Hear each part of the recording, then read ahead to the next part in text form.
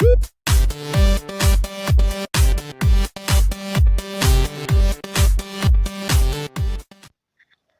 students, welcome back to Science World, and I hope you are doing well and getting help from these videos.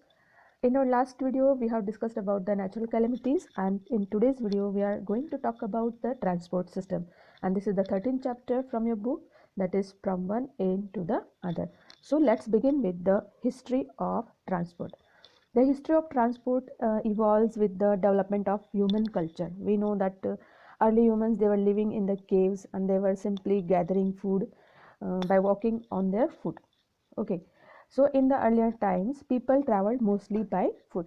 Gradually they started using domesticated animals to carry their heavy loads and also as a means of transport. Okay, then after the invention of wheel about 6000 years ago, this invention played a major role in enabling humans to carry heavy loads.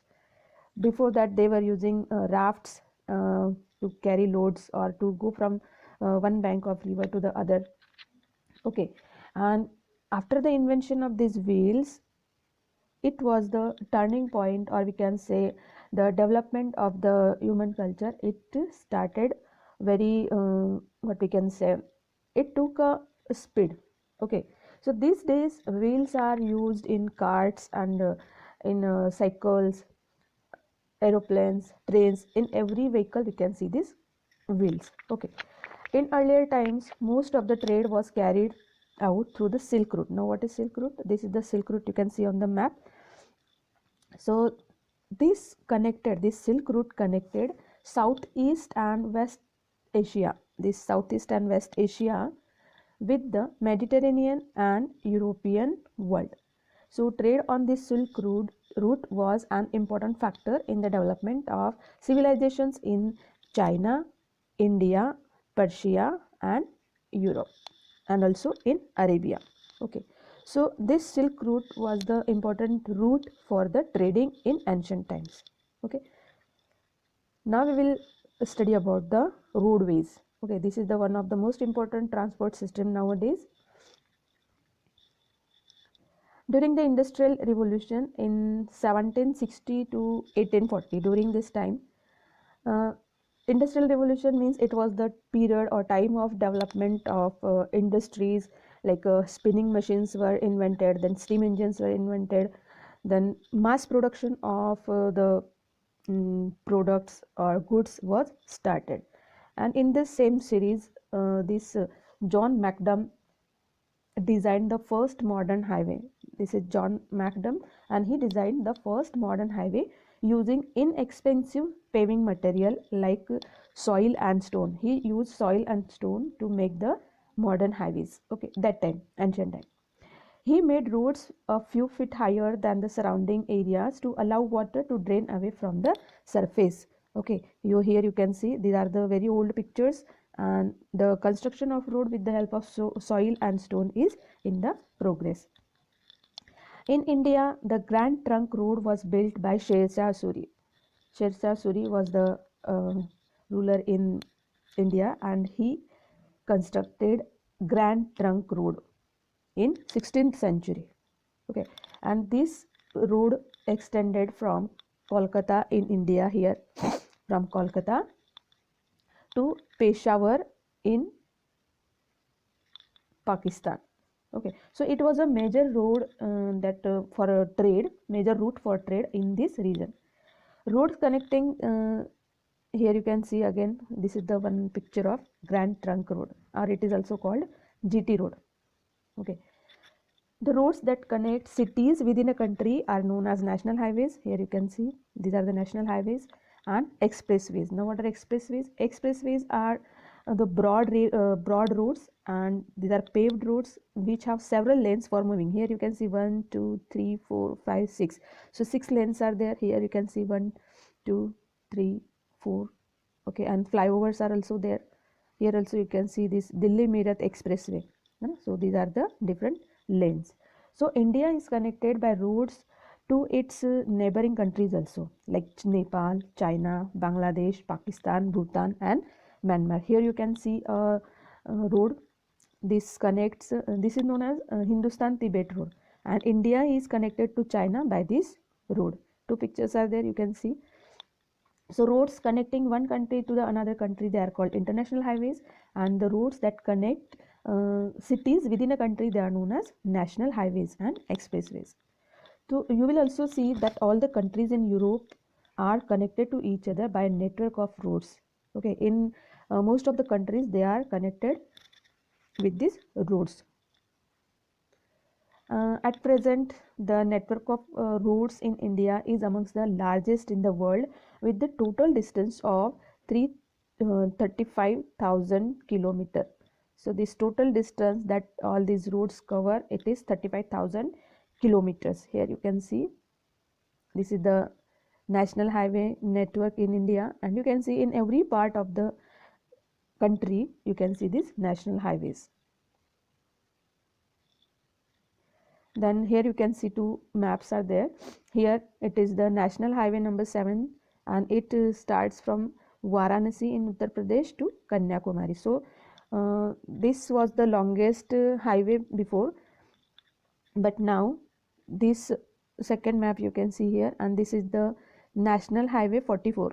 It is national highway 44, and now this is the longest highway in India, and it stretches from Srinagar in Jammu Kashmir to Kanyakumari in Tamil Nadu. Okay, so these are the highways in India. Also here you can see this golden quadrilateral. This is known as golden quadrilateral, and these highways connect all the major cities in India. Like Delhi, it is connected with Mumbai, Chennai and Calcutta or Kolkata. Then Mumbai is connected with all the other cities, Delhi, Calcutta and Chennai. Chennai is connected with Delhi, Mumbai and Kolkata, and Kolkata is also connected with Delhi, Mumbai and Chennai. So this network of highways is known as golden quadrangle or quadrilateral. Okay, so these are the important highways in India. The number of accidents and a lot of traffic on the pollution, it leads to the traffic on the roads, it leads to the pollution and traffic. Okay, and lots of cars emitting a significant amount of smoke, and that is why the number of road accidents has increased of late as well. And this is the reason why so many countries around the world have strict rules for controlling pollution and making driving safer. Now see, in India we can see most many people, they are illiterate, they don't know about the traffic signs and traffic rules, and they don't aware of this thing. But still government of India is having rules for traffic, rules for this control of pollution, and there are so many non-government organizations are also helping to the government organizations. Okay, so this is all about the roadways. Now we will move towards the railways. So let's begin. Railways. India has third largest railway network in the world. India has third largest network in the world by size, with a route length of 68,155 km. Indian Railways covers 68,155 km distance. Indian Railways runs 13,523 passenger trains daily, and these trains covers 7,321 stations across the country. So now you can imagine how big is the Indian railway network in India. Indian Railways runs more than 9,146 trains daily, which carry only goods. Okay, so total you can say near about 17 or 18,000 trains, including both passenger trains and goods train, are running every day in India, from one corner of the country to the another corner.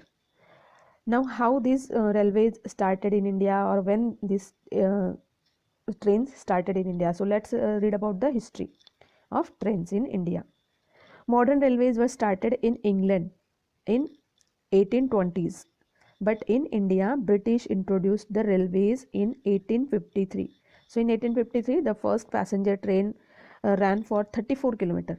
The first passenger train in 1853 it was started, and it ran for 34 km. It had 400 people, and 14 carriages, and it ran between the Boribandar, that is Mumbai, and Thane. So the first train in India, it ran in between Thane and Mumbai. It was it covered 34 kilometers distance, and it was having 400 people with 14 carriages in the train. There were 14 carriages, or we can say the coaches. So this was the first train in India.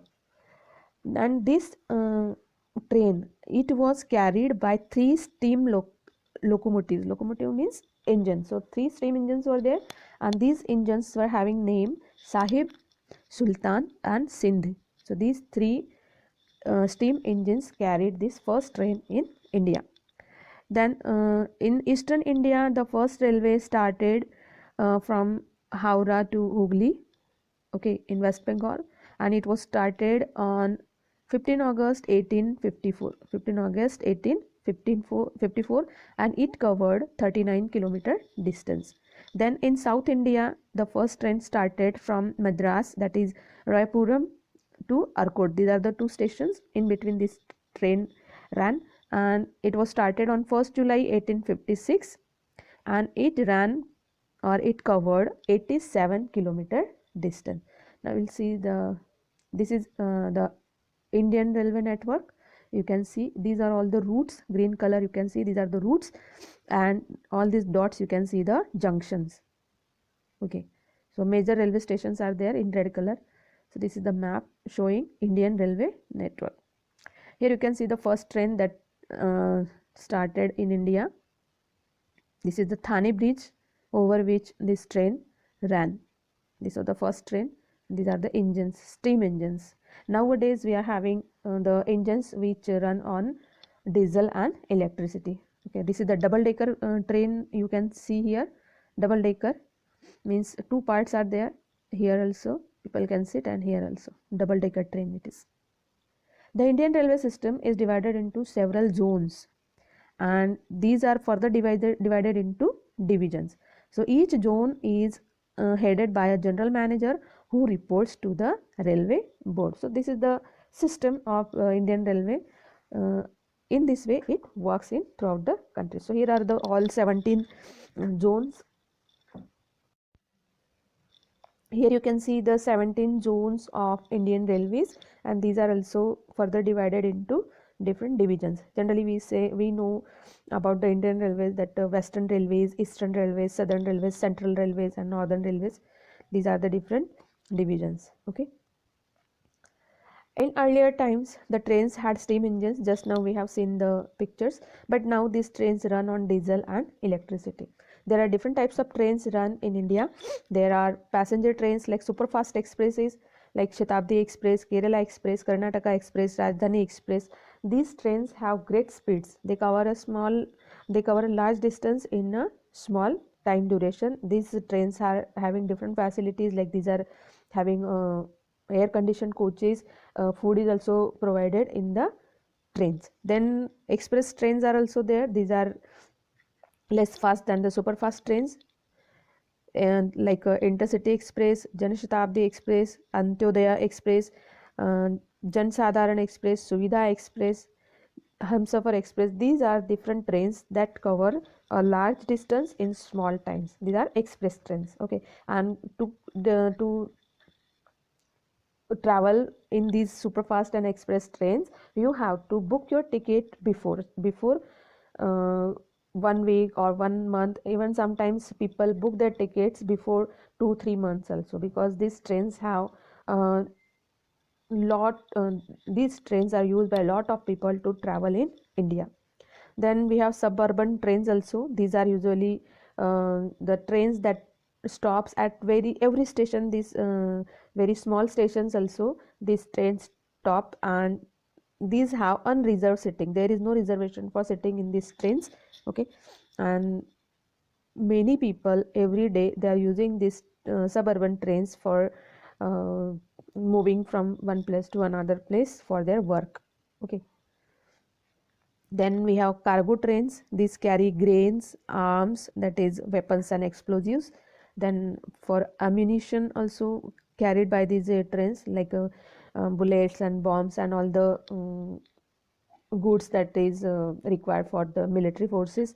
Then food, natural resources like ores, petroleum and gas, etc. Also heavy machineries are carried and transported by these cargo trains. Here you can see this is the steam engine used in ancient time, or we can say in 18th century, and this is the electric or diesel, we can say, engine. Nowadays we are using this electrical and diesel engines. Then this is Rajdhani Express, you can see here. Hamsafar Express, these are the superfast trains. Duronto Express, superfast train. Then Shatabdi Express, this is also superfast train. Then here you can see these are the suburban trains, okay, and these are every day these trains are full of people, because people go for their work every day to the nearby places. Then here you can see the cargo, this is carrying coal, then different heavy machineries and goods. So these all are the cargo trains carrying, or goods trains carrying different materials.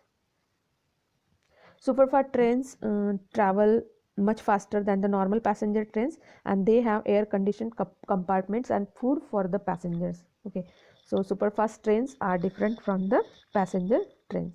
Then we have another type of train, that is tourist trains are there in India. Indian Railway operate tourist train services in different regions of the country. It includes packages having rail travel, local transportation, accommodation, food and guided tours. So all these facilities are included in the packages.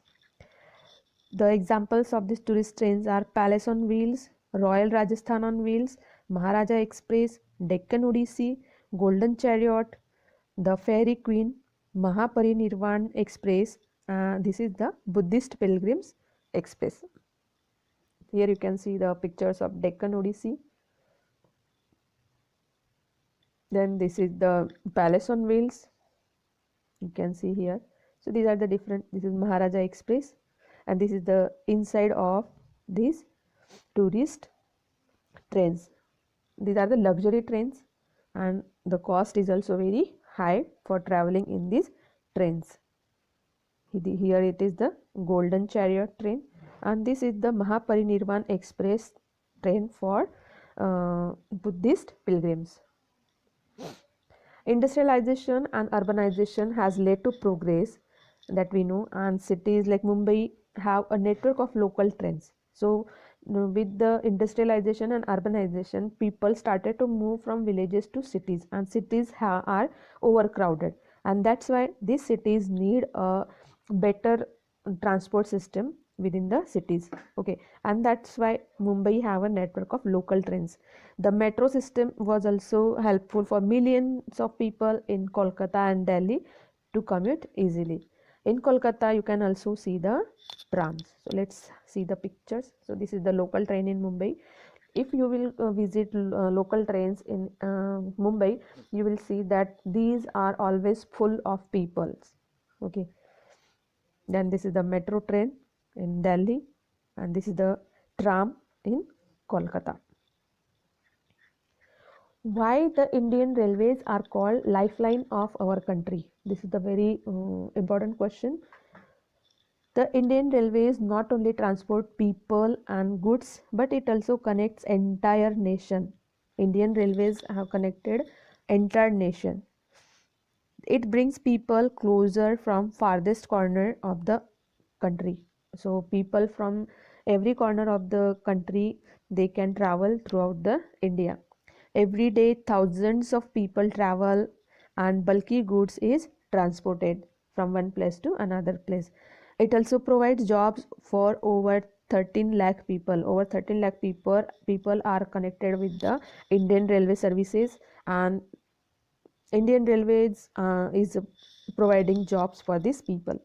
Thus, it is clear that the railways are playing an important role in our economy of the country than all other means of transport put together. So, Indian Railways are the most important transport system in India, and that is why Indian railways are called the lifeline of our country. Here you can see goods that is transported every day from one place to another place. Here also you can see thousands of people are traveling every day from one place to another place. Japan is famous for its bullet trains that can travel at speed of 400 km per hour. So bullet trains, these trains can travel at speed of 400 km per hour. Then Eurostar is a high-speed passenger train running under sea. This is underwater train, and it runs from London to Paris via English Channel. It travels at a speed of 300 km per hour underwater, and the time taken to reach Paris from London is 2 hours 15 minutes. Within 2 hours and 15 minutes, this train can take you from London to Paris. So let's see the pictures of this train. This is the bullet train in Japan. You can see here the Mount Fuji in Japan. Then these are the different bullet trains. This is the bullet trains in Japan. Then this is the underwater train, that is Eurostar in London. So this is the way, this is the Channel Tunnel from London here to France. So here this is the underwater tunnel. This is the underwater tunnel for this train to travel underwater. Here again you can see the picture of this train inside. This is the underwater train.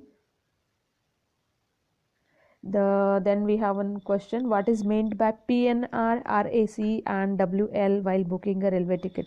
If you have booked a railway ticket, then you may or your parents may know the meaning of these three words or letters, that is PNR. Now what is PNR? PNR means the passenger name record in computer, passenger name record, and it is the 10-digit number, PNR number. Okay. Then RAC means the reservation against cancellation. In this reservation type, you have to share your seat with someone other, that is known as RAC, reservation against cancellation. And WL means waiting list. So if WL is written in your ticket, that means your place or you are in the waiting list. If someone cancels ticket, then you may get the confirmed ticket. Fourth of the earth is covered with water, and as we know that in ancient times boats were developed for navigation and fishing. There were no ships, only they were using boats and rafts. However, with the development of civilization, larger vessels were developed for the trade and war, and as there was development in the civilization, people or ancient people, they started develop larger ships and larger boats for the trading and wars. So let's see the pictures. This is the earth, and we know that it's 3/4 part of the earth is covered with water. So this is the first we can say boat like structure, that is raft, was made by the early people in ancient times, and these were made by using the logs of woods. So these were the first thing that they used for water transport. Then this is the ship this type of ships were used by the ancient time, or we can say early times sailors like Columbus, Magellan and Vasco da Gama. So these were the ships they used. These are also different designs of the ships used by people in olden times. You can see the different designs here also. This one. So these are the different pictures of the ships. Then we know that there was a industrial revolution in 17th century, 17th to 18th century. So during this industrial revolution, steamboats were developed. Okay, and later diesel power ships were also invented. So you can see the pictures of this steamboat. See, these boats were used steam engines and diesel for running. So these are the pictures of steamboats and diesel engine ships. But nowadays there are many types of ships and cruise, like luxury liners. These luxury liners are the ships in that you will get all types of necessary services, like you will get the luxurious rooms and nice food. You will have shops for shopping, then you will have swimming pool and many other things included in this luxury liners. Then tankers, freighters are being used to take goods and people from one place to another place. So tankers and freighters are used for carrying goods, and luxury liners and other ships, they are used to carry people from one place to another place.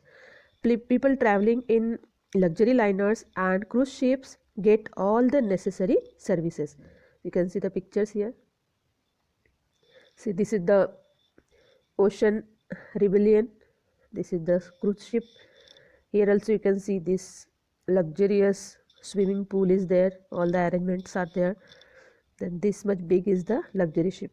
Here you can see different types of facilities are there. You can do shopping, you can get different food items.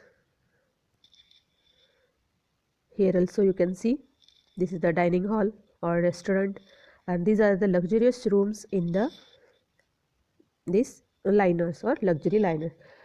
Students, do you know there are many famous cruise ships in the world, like Sundarban's luxury cruise. Now I am telling you some names of Indian cruise or Indian ships, like Sundarban luxury cruise, then the Oberoi motor vessel Brinda cruise, River Ganges heritage cruise, Goa cruise destination, Costa Neo Classica cruise, Kerala backwaters cruise, then Andaman Islands cruise, and finally the Jalesh cruise. So you can see the picture here. This is the picture of Jalesh cruise. This is the luxurious liner or ship. You will get everything on this ship. Then the world's most luxurious ship is the Regent Seven Seas Explorer. The Regent Seven Seas Explorer is the world's most luxurious ship, and you can see the pictures here. Then Viking Ocean Cruise and Seabourn are another world's luxurious ships. So this is all about the ships that carry people. But what about other goods? So for transportation of oil, it is transported in oil tankers to different parts of the world, while the freighters carry huge amounts of food, machines and timber. Then freighters are the type of ships that are used to carry food and machines and timber. Cargo ships are used to ferry heavy cargo, heavy like machineries are there, you know. So this type of heavy cargoes are carried by cargo ships. Then waterways are used on a large scale by countries across the world. This is very important question. Why waterways are used on a large scale by countries across the world? And the answer is they are the most economical means of transport and also need relatively lower maintenance. Now economical means they are cheap. The services or waterways, they give cheap services. That means less money is needed for transportation. And second thing, maintenance means waterways do not need tracks like railways or roads like buses for buses and trucks. We may have to make the roads, okay, roads and highways. But this water transport, they do not need roadways like roads and this railway tracks. Okay, that's why waterways are used on a large scale by countries across the world to carry people and heavy goods. Here you can see the tankers. This is a tanker ship, it is known as tanker. This is also a tanker. So these are used for carrying oil and gas. Then here is the cargo ship. This contains this transports heavy goods like machineries and other heavy goods. Then the South Atlantic route and North Atlantic route are important waterways of the world. When we talk about the world, there are two routes that are most important, that is South Atlantic and North Atlantic routes. And these routes were explored by the people like Columbus, Magellan and Vasco da Gama, because they were the sailor and they um covered most of the distance, or they sailed through the seas and oceans and they found out these routes. The former means the South Atlantic route, it connects Europe and South America, and the North Atlantic route connects Europe and North America. So I will show you the map here. Here you can see South Atlantic and North Atlantic. Now this is the Atlantic Ocean here. This is the North Atlantic route. It connects North America and Europe. Then the South America and Europe is connected by the South Atlantic route. Then you can see again here. So these are the two routes, South Atlantic route and North Atlantic route. Then inland waterways are also important as they help a lot in transportation. Now inland waterways means the canal, that is man-made, just like to connect two seas or rivers, or to take water to the different parts of the country from a sea or a dam. These canals are made by us, and these canals are the inland waterways. Okay, then big rivers are there. Many big rivers has this water transport systems also. So inland waterways are also important, like rivers, canals and lakes. So this is the map. You can see here all the oceans: Pacific Ocean, then Atlantic Ocean, Indian Ocean, etc.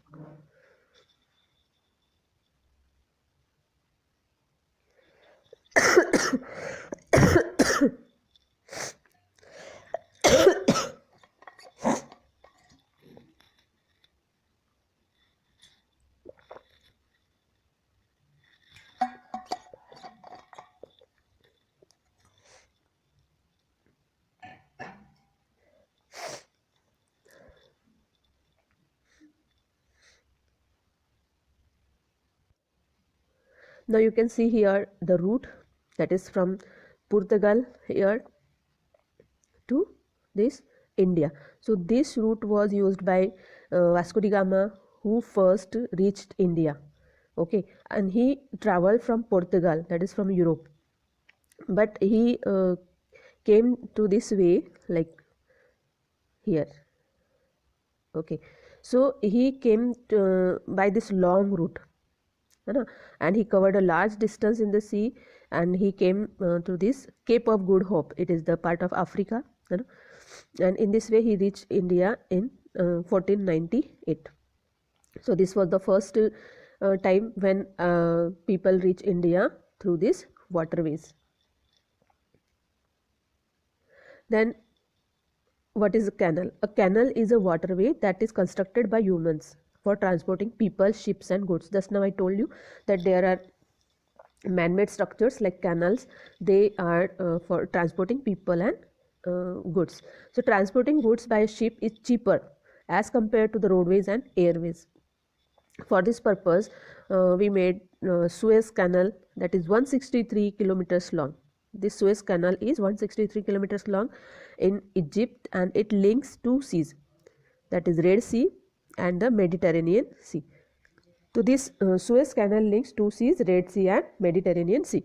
Earlier ships were traveling from Europe to the Middle East, had to go around the Africa. Just now we have seen that if you want to go this Middle East or towards India, or you want to go to Europe, then you have to go around this Africa, like this. You have to cover that much distance.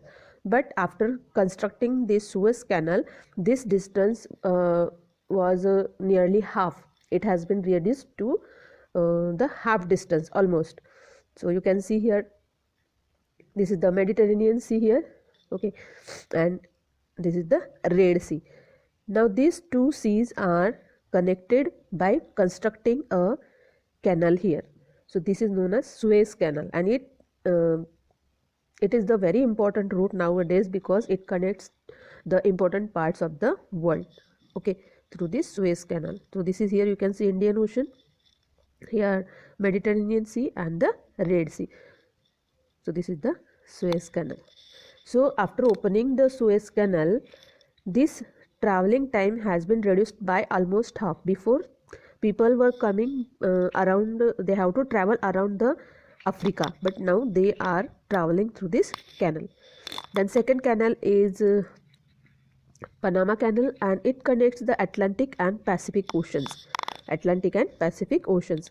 This canal is about 50 kilometers long, and its construction began in 1881 by the French, but it was later abandoned as the digging had to be done through a long stretch of hot disease infested jungles. Okay, and that's why this canal took very long time to complete its construction. So the canal was completed in 1914 by the United States of America.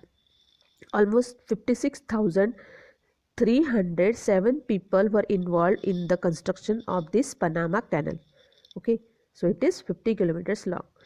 Now you can see the picture here. This is the Panama Canal here, Panama Canal, and it connects North America and South America. Okay, so before people, if they have to travel to this side, that is to the Europe and other Middle East countries, then they have to travel from North America, so they have to cover a long distance through this Pacific Ocean and Atlantic Ocean. But after construction of this Panama Canal here, this route or this distance was reduced. Now they can travel directly from here to this Europe, or they can go to the Middle East countries. So Panama Canal route, it is near about 8,000 miles, and Cape Horn route is 16,000 miles. So you can understand how much long this distance is.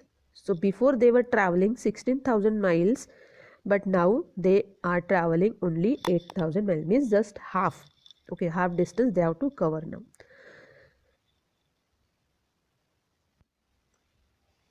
Then we have next topic, that is aviation or air transport. Okay, so when we talk about air transport, we know that it is the most costly transport system, but it takes very less time. Okay, so the first we will read about the history. The first form of man-made flying objects were kites. Kites were the first man-made flying objects, and these were invented by Chinese people in 400 BCE. This was followed by hydrogen balloons. After that, after these kites, hydrogen balloons were made in the 17th and 18th century. You can see the pictures here. So this was the first kite. It was made, or it was invented by the Chinese people. Then here, this is the another type of flying object. Then in 1783, a duck, a sheep, and a rooster flew in a hot air balloon made of linen and paper by the Montgolfier brothers. So this was a hot air balloon. Then in 1849, a glider designed Sir George Cayley lifted a 10-year-old boy into the air. So this was another invention in 1849. Then you can see here, Henry Giffard puts the first airship into the flight, 1852. Then 1879, Victor Tatim built 2 compressed air model airplanes which flew successfully. Then in 1903, in Kitty Hawk, North Carolina, Orville Wright became the first to achieve controlled power flight. He stayed about for 12 seconds. And in 1907, Paul Cornu, a Frenchman, built the first free-flying helicopter. So this is the development in the field of aviation. Students, did you know that Leonardo da Vinci designed the ornithopter, that is a wing-flapped aircraft that closely looked like the anatomy of a bird? After him, many inventions were made. So this is the picture of Leonardo da Vinci and the ornithopter that is made by him. So this was the first flying invention that was made by him, and he took idea from the anatomy of the bird, that means the body structure of a bird. So this was the first trial, or we can say first invention made by him. After him many inventions were made. You can see this, the ornithopter, first man-made flying object, or man operating flying object, we can say. Then after him, Wilbur and Orville Wright brothers. These are the Wilbur and Orville Wright brothers, and it was only in 1903 that these brothers invented an aeroplane. This was the aeroplane, and it was named the Flyer, and the flight lasted for about 12 seconds. So this flyer aeroplane, it lasted its flight for about 12 seconds. So, and it covered a distance about 230 meters. So 230 meter distance was covered by this aeroplane. You can see another picture here. So this was the first invention that was made by the Wright brothers, and this was the starting of new era in aviation, or we can say air transport. Today the supersonic planes carrying hundreds of passengers, cargo, perishable items, and traveling across seas and continents. Now supersonic planes means these planes have a very high speed. Supersonic means they can travel faster more than the, or we can say faster than the speed of the sound. So these are the supersonic planes. These carry hundreds of passengers, cargo, or we can say goods, and perishable items. Perishable items means that can be destroyed if they are kept for longer time. So these perishable items are transported in a less time, and traveling across the seas and continents. These days all important cities of the world, they are linked by the air. Airways are the fastest and most expensive means of transport, but they are comfortable and prestigious also. Okay, they are comfortable and prestigious. It can cover very difficult terrains like high mountains. So these helicopters and aeroplanes, they can reach to the high mountains. They can also fly over the deserts. They can also fly over the dense forest, long oceanic stretches with ease. They are easily traveling through all the corners of the world. This air transport system is also useful in the rescue operations during floods, earthquakes, forest fires, and other natural calamities. And it is also useful in the defense of the country. This is very important part of the air transport, and also for export and import from the different countries. So that is why airways are the very important transport system for a country, as it is useful in the rescue operations. It is also useful for the defense of country. It is also useful in export and import of the goods, and it is also useful for carrying people because it is comfortable and prestigious. Here you can see the pictures of the supersonic planes. These are the supersonic planes. Then we will talk about the air transport in India. In India, military and civil aviations are there. Military is for the defense services, and civil aviation is for the civil people that are living in the country. Okay, so Air India and Indian Airlines. Air India and Indian Airlines manage the air transport in India, both the flights, that is for domestic and international. So domestic means the flights that can or we can say the flight system or air transport during only for the country, within the country only. Okay, so these planes fly within the country, and international flights, they visit or they give their services around the world. There are currently 39 airlines operating in India. Indigo is the fastest company or largest company, following which are SpiceJet, Go Air, Air Asia, Air India Express. These are different aviation companies that are providing services in India. So here you can see these are the planes, fighter jets and fighter planes are there, and these are always ready for the defense of our country. Then here you can see the different aviation companies in India: Air Asia, Indigo, SpiceJet, Jet Airways. Here also you can see Vistara, Go Air in Air Asia, Jet Airways, Air India, Indigo, Trijet, Jetlight, and SpiceJet. So these are the different companies that are providing their services to the people in India. In this video we are going to read about the means of communication from ancient time, that is from the early humans to the today's world. Okay, so let's start with this place, that is Bhimbetka in Madhya Pradesh.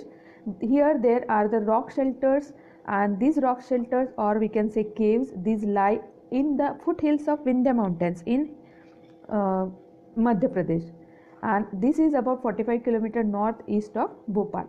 There are around 750 rock shelters or caves. Over 500 of them, they are having paintings like this, and these caves are more than 40,000 years old. They have been protected because of thick forest and vegetation. These caves are surrounded by thick forests and vegetation. You can see the pictures here, beautifully painted, and these beautiful paintings on the wall of the caves are predominantly in red, white and yellow color. You can see this white and yellow color you can see for the animals they have used. And this picture shows hunters, deers, elephants, then there are some battle scenes, then tigers, snakes, cattle and so on. And each cave painting tells us a story about humans who lived during the prehistoric time. Now we will read about the communication in the ancient world. Okay, so we know that in ancient time or during the early time there were no means of communication, and people communicated with the different means like gestures, and they communicated their emotions and thoughts through gestures and the sounds. Later they used some smoke signals. You can see here smoke signals had been used by them. They express their emotions through their facial expressions and the body parts like hands, okay, and legs. And also they made some sounds, guttering sound, or we can say grunting sound, and these sounds were at low or high pitch, and these low and high pitch sounds indicated social communication or warning systems.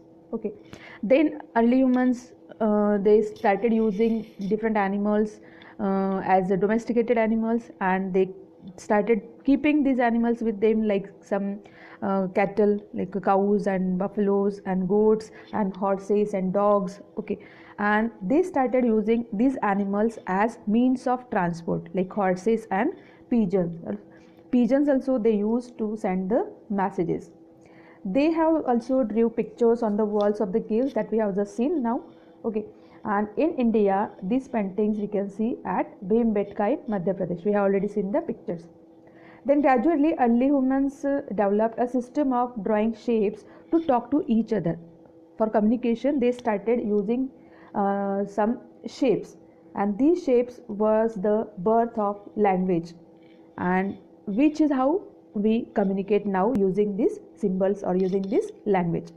Before the postal services were introduced, people sent letters and messages over long distances by using different animals like horseback or through the pigeons. Later telegraphs and telegrams were used, but primitive man however communicated by using the signs and pictures. You can see here different signs and pictures are there. These are the signs.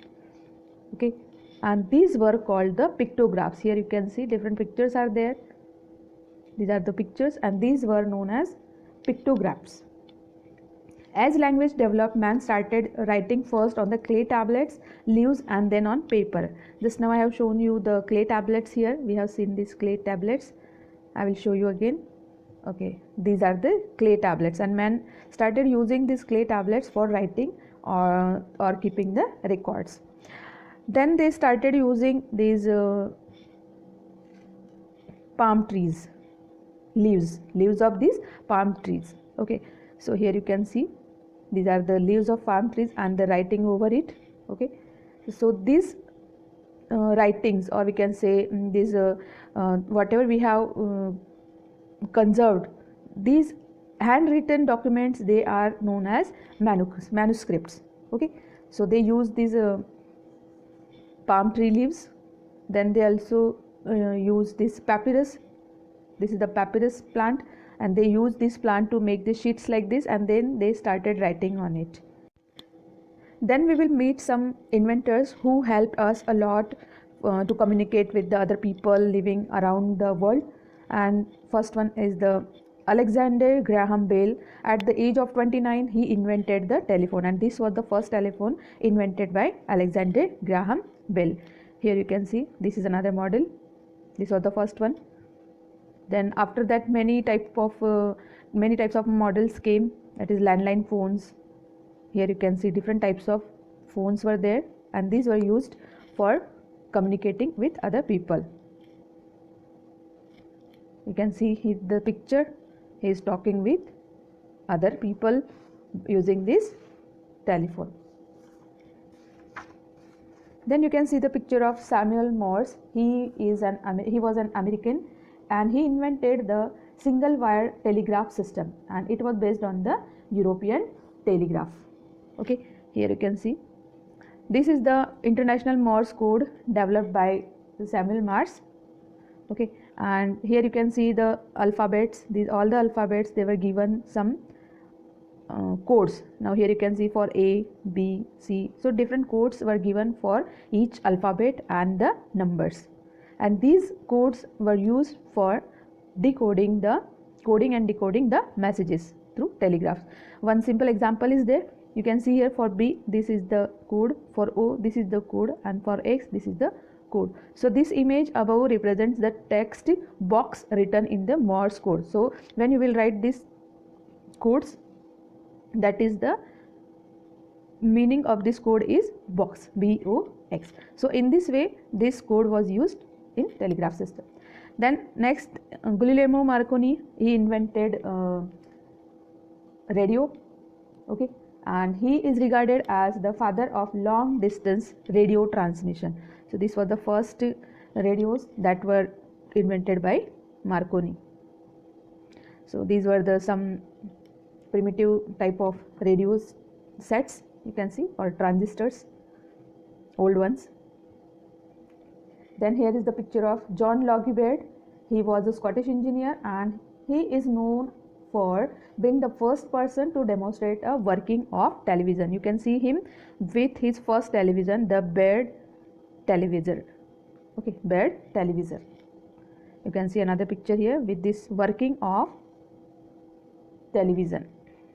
This was the first, or we can say, primitive television. Then after that, many different types of models came. Some were with antenna, some were without antenna, some were with shutters for them. And now we are having televisions like this, like LCDs and LED and plasma televisions. But first television sets were not only bulky, they were very large and bulky in size, but they showed everything in black and white. Now we can see everything in the colors. Okay, but that time they were showing everything in the, you can see here their size and their shape also. So they were bulky in size, and they were for only black and white pictures. But after that, the color televisions also came into the market. Nowadays we listen to the radio and watch television to find out about the news and events occurring all over the world. Okay, and you can see that time we were using this antenna for catching the signals of television. Okay, way back in 1969, when Neil Armstrong first reached the moon, people learned about it through the radio. So whatever news that time people were getting, they were getting all the news through radio. So radio is still a popular medium of communication nowadays also. Then this is another TV of today's time. Now we will read about the personal communication. What are the means of personal communication? See, this is the first post office in India, and it was established by the East India Company in 1774 in Calcutta. Now we say Kolkata. So the postal services was established during the 19th century, and these days post offices are situated at every corner of the world. What people do? People drop postcards and letters in the post boxes. From here, these are collected. Now this is the system going on from the old times. This is the picture of old times, you can see. This is the symbol of Bharatiya Dak, or we can say Indian Post. Here you can see the letter box. Here we drop the postcards or letters or envelopes, and from here these are collected and taken to the post offices. Then there these postcards and letters, they are sorted according to the addresses and then sent to the addresses where they are supposed to go. Here you can see another post office. This is the new one and this is the old one. So this is the new design of post box. Then here you can see different types of stamps. So in order to cover the expenses in carrying out the entire process, stamps of various amounts are attached on the letters, envelopes, aerograms and parcel, and they are taken to their respective destinations by road, air or rail. So here you can see different types of stamps are there, and these stamps are used for these envelopes, like this postcard. Postcard is already having this stamp printed on it. Then you can see here these are the envelopes, three types of envelopes you can see, and these envelopes also need the stamps. Then here it is inland letter, you can see, and this is the aerogram. On aerogram you can see this picture of a aeroplane. So what is different between inland and aerogram? Inland letter we can write or we can send to the people who are living in our country, okay, but through aerogram we can send messages in another country also. So aerogram is for sending messages to other country. Then parcels are also sent through the post offices. Now you can see here the fax machine. This machine scans documents and then send them through the telegraph wires. This way documents can be sent to even far off places within a second. Okay, so you can send pictures through the fax machines. This machine can send the written documents also and pictures also. Now we will talk about the telephone and mobile. So until a few years back, telephones in India were seen only in a few households and mobile phones were almost unheard of. But to talk to someone in another city or country, we had to request an operator to book a trunk call, which would take a long time to connect. So when there were no mobile phones, that time we were using the landline phones like this. We have already seen the landline phones. So I will show you. This is the first phone that is without that landline set box. Okay, means this phone can be taken to anywhere, or we can say it is a cell phone. Okay, and these are the different models of these cell phones, and this is the latest one you can see in the form of a mobile.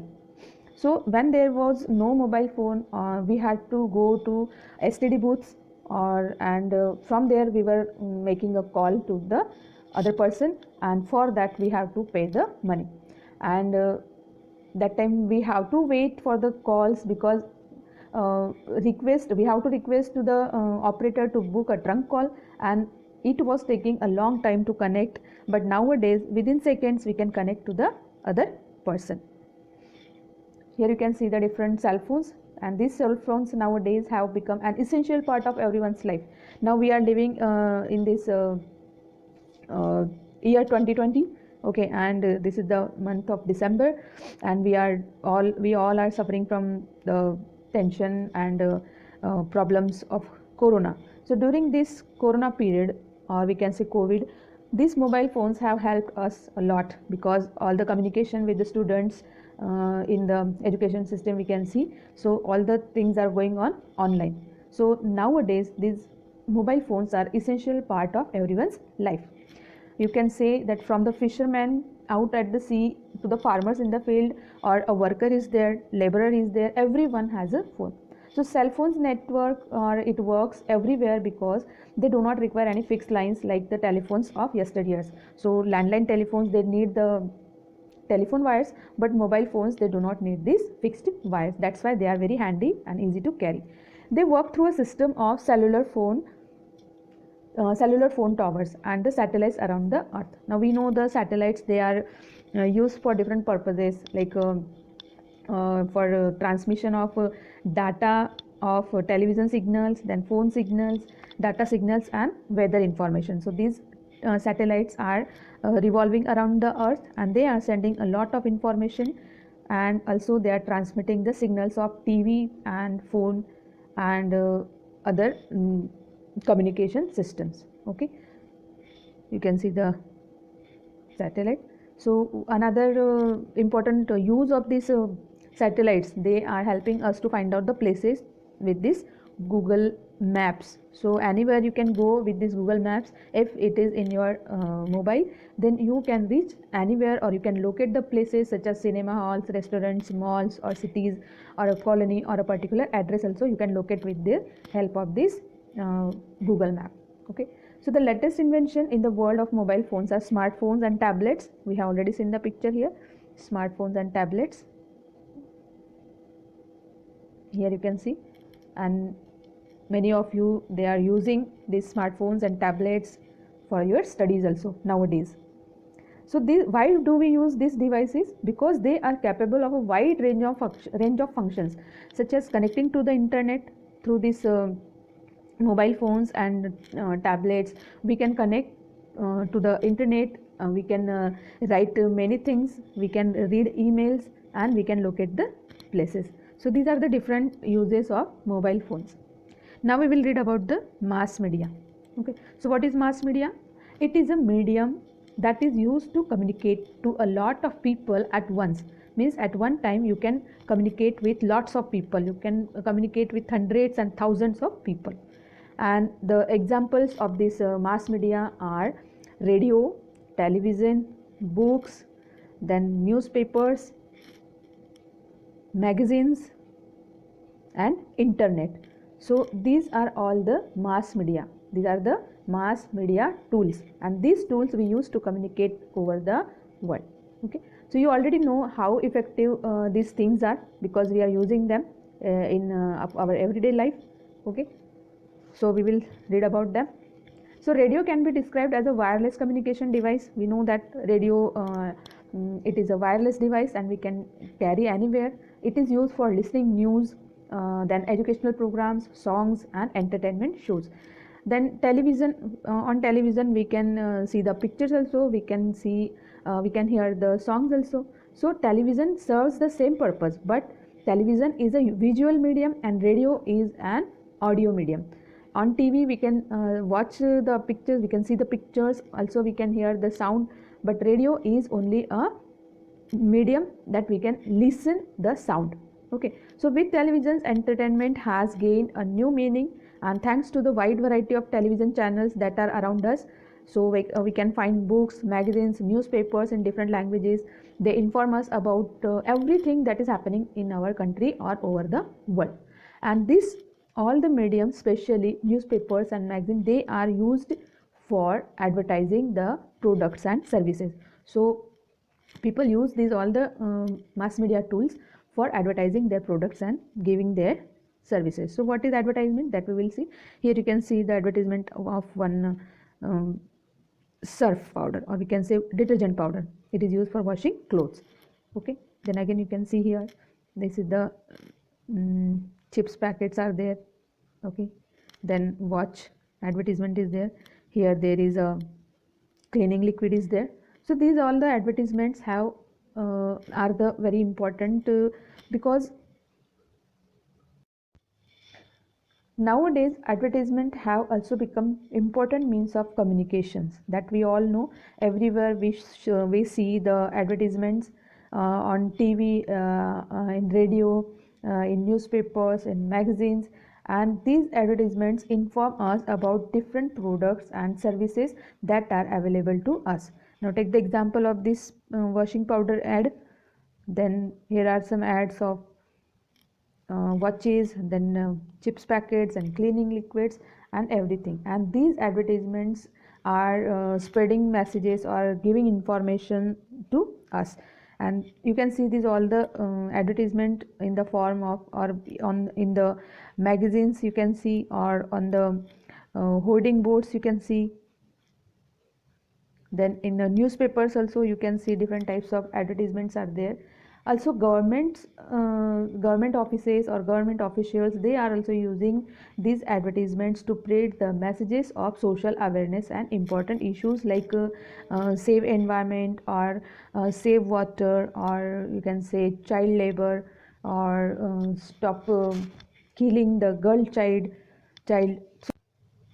Often governments also use advertisement to spread the messages of social awareness and important issues like traffic rules, or we can say stop killing girl child, or stop child labor, or you can say all the issues related to the environment, that is pollution, and many other things are there. So advertisement, they are also provided in the newspaper. Here you can see the recruitments, means the employment. So employment is also one of the important issue in our country. So by reading in this paper, one can get the information about the recruitment, and they can get the jobs. Okay, so these recruitment advertisements you can also see in the magazines, newspapers. Advertisements that are provided in the newspapers and magazines do not reach a lot of people, as many people cannot read, and this gap is filled by the radio and television. So these days even the internet is also used for advertising. So now we will read about the internet. So earlier messages and letters took days to reach their destinations. We have to wait for the letter from our friends and from our relatives. But today we can use email or electronic mail to send the messages instantly to any part of the world. And also we can use WhatsApp, then we can use Telegram, Facebook, and so many social media tools are there, and these we use to communicate our near and dear ones. So this is possible because of the internet only, and nowadays internet is also called the information highway. So we can do a lot of things by using this internet. We can also do the mobile banking, means you don't have to carry the cash with you, or we don't have to carry money with us, and we can simply use this banking apps in our mobile, and we can pay to the shopkeepers. Then we can do the shopping also, like online shopping. We know we have to just click on our mobile and the things reach to our home.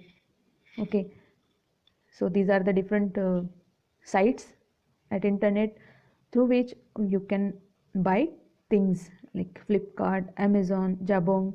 These are the then Home Shop 18, Ajio, Mintra, Shopcluse, Snapdeal, Big Basket. So many sites are there from where you can buy different things.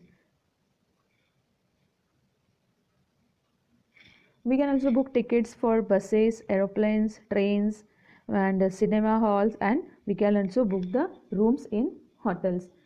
Also we can search for information on any topic at Google. So if you will type something here, then you can get the information about that. The internet also enables advanced forms of communications like video chatting. You can see we can talk to our friends and relatives, those who are living far away from us. We can see them, we can talk to them with video chatting. Also we can communicate with our friends or with our colleagues, or a teacher can communicate with the students by this video conferencing. Okay, so these are very helpful tools that are that we are getting nowadays because of this internet. Then next is cinema. Cinema is also a means of communication nowadays, and it is extremely popular due to its wide reach. It is a very popular medium of public communication. A film can communicate ideas in an entertaining way, means by watching the films we can understand the in better way.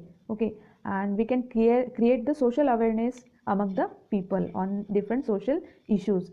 Then you can see here some inspirational stories are there, inspiring stories are there, like these are the all Bollywood movies: Tare Zameen Par, then Chakte, Iqbal, Three Idiots, Dangal, Toilet. These are the films, or we can say these are the movies that are based on the social issues, and these are for the awareness of people. A film can be aired only after obtaining a certain a censor certificate. So censor certificate is very important for a film.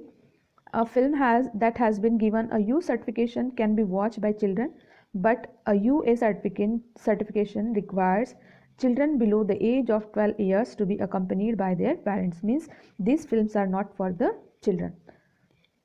Then documentary films are there. These films give us knowledge about different things, like you can say wildlife is there, then plant life is there, then the biographies of great leaders or great people throughout the world. Also the some places, interesting places where you can visit, travel guides. So different types of documentary films are uh, there to watch us. And these documentary films are based on actual situations. There is no imagination, they are actual, and they are more informative. So let's see what are the different types of certificates. So here you can see two certificates are there, A certificate and UA certificate. This is the cinema hall where you can watch the movies. So here these are the films related to wildlife. These are the some documentary films you can see here on the life of Subhash Chandra Bose, here on the life of Sachin Tendulkar. Then this is based on the First World War. Then this is the film based on the life of dolphins. Here again one film based on the social issue. So there are lots of films to watch us. Again you can see these two films.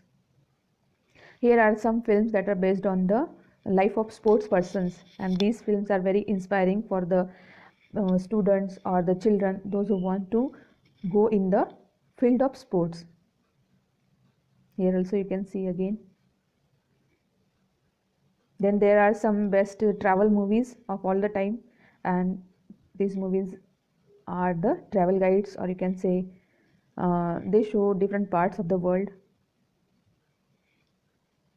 And again you can see these are the different Bollywood movies that inspire us. Then there are some pictures or movies for children, like cartoon films are there. So in this way, in this video we have seen different types of means of communication from the ancient world to